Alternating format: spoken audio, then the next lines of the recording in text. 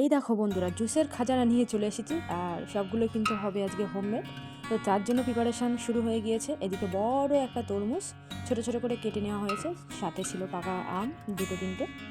তো ওগুলো কিন্তু মিক্সচার গ্রাইন্ডে নেওয়া হচ্ছে, আর তার সাথে কিন্তু দই যাবে। এটা কিন্তু একটা মিক্সড জুস বলতে পারো। আর এদিকে কিন্তু ছোট কিউব করে রাখা ওই তরমুজগুলো দিয়ে জলজিরা, হজমোলা, কোল্ড ড্রিঙ্কস সব কিছু মিশিয়ে কিন্তু খাওয়া হবে। তো এটার স্বাদটা একদম অসাধারণ ছিল।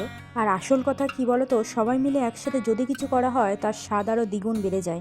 আর সত্যি কথা বলতে খেতেও খুবই ভালো লাগে। এই দেখো বজুকাণ্ড, এত বকবক করতে করতে তোমাদের বলতে ভুলেই গিয়েছি যে আজকের হোমমেড জুসটা কোথায় হচ্ছে বা কে কে মিলে আমরা বানাচ্ছি।